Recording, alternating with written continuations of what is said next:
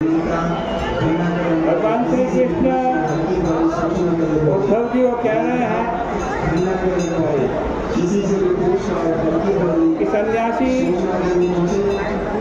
आत्महित और लोकहित के लिए कर्म करे, मौन आदि को रखे। यदि उसका वाणी, देह और मन इन तीन चीज पर नियंत्रण नहीं है तो काहे का सन्यास। एक साधु जंगल में गए, वहाँ पर उनसे मिलने कोल, भील, किरात जंगल के लोग हैं, वो मिलने के लिए। और सन्यासी कहने लगे कि तुम लोग मुझे प्रणाम करो, मैं बड़ा भारी सन्यासी हूँ। बोल भीलों ने पूछा, महाराज आप कैसे सन्यासी हो? महात्मा कैसा हुआ जाता है? महात्मा ने उसके पास त्रिदंड था, त्रिदंड सन्यासी था, त्रिदंड था, उसको दिखा दिया और बोले ये त्रिदंड धारण करने से मैं महात्मा हो गया, इसलिए मुझे प्रणाम करो। यह सुन करके एक कोल भील अपना हथियार लेकर के जंगल में चला गया और वहाँ से बांसों का बोझ सिर पर रख करके लिया और फिर बोला कि तुम्हारे पास तो 3 दंड है, लेकिन मेरे पास तो एक उसका बोझ है, दंड का बोझ है, इसलिए तुमसे बड़ा महात्मा मैं हो गया, तुम मुझे प्रणाम करो। ये कोई गप बात नहीं है। श्रीमद् भागवत में कुछ इसी आशय की बात है। वहाँ लिखा है मोनी नानी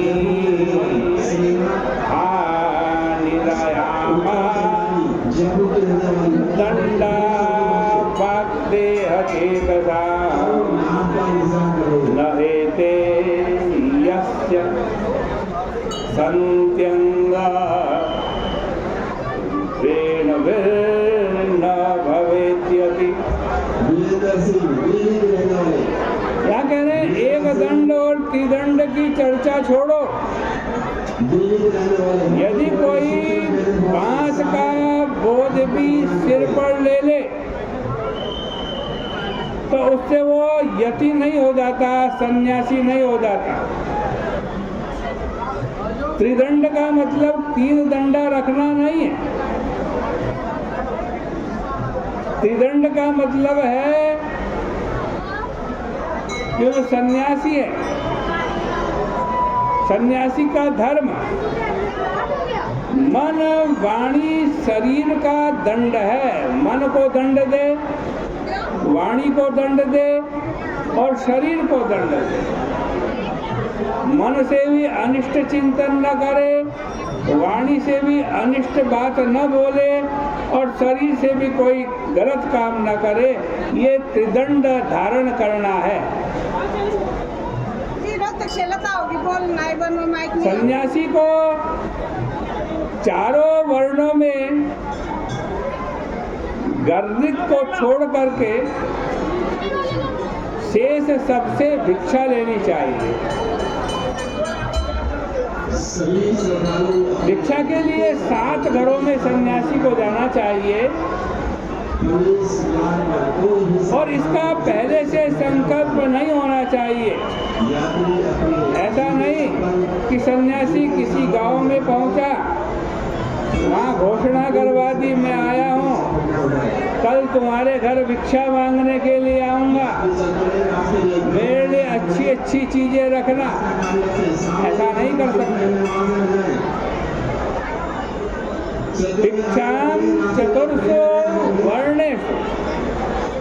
भगवान कह रहे हैं, इस पर भागवत जी के जो प्रमुख टीकाकार हैं श्रीधर स्वामी जी, उन्होंने भी एक टिप्पणी लिखी। ऐसे तो इसका साफ अर्थ है कि निंदित का त्याग करते हुए चारों वर्णों में भिक्षाचरण करे। परंतु श्रीधर स्वामी ने लिखा है कि ब्राह्मण में ही 4 प्रकार होते हैं, उन्हीं के यहाँ भिक्षा। और ये बात दंडी स्वामियों के लिए नहीं है। जो दंड रहित हैं वे 3 या 4 वर्णों में भिक्षा ले सकते हैं, ऐसा उपनिषदों में प्राप्त होता है। अब क्या करे सन्यासी? भिक्षा ग्रहण कर ली, गांव से भिक्षा ले ली, फिर गांव में न रहे, गांव से बाहर चला जाए, वहाँ मौन होकर जल में डुबो करके जिन पशु पक्षियों को वो भिक्षा में मांगा हुआ अन्न देना है, उनको दे करके फिर भिक्षा खाए। अकेला पृथ्वी पर विचरण करे। एकश्चरेण महोमेतान आत्मानं चिंतयेत एकम अभेदेन मया मुनि। भगवान कह रहे हैं, भगवान कहते हैं जो सन्यासी हैं, जो मुनि हैं, वह मुझ परमात्मा के साथ अभेद भाव से इस प्रकार आत्मचिंतन करे, हे भगवान जो तुम हो वो ही मैं हूँ।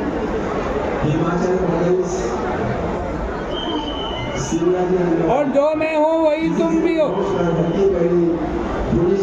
इसके अतिरिक्त संन्यास का और कोई सिद्धांत नहीं है। एक ही सिद्धांत है कि भगवान का चिंतन करे और ये सोचे कि जो भगवान है वो मैं हूँ और जो मैं हूँ वो ही भगवान है।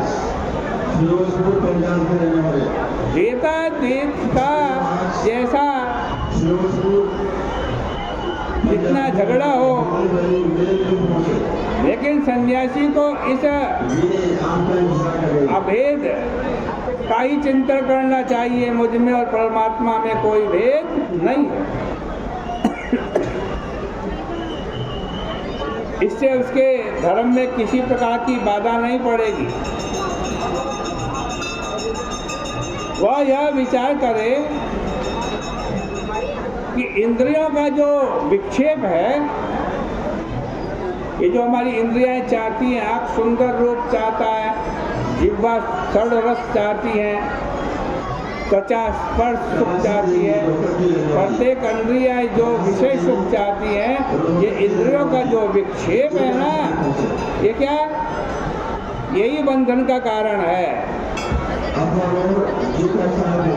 और इन इंद्रियों का जो संयम है वही मोक्ष है।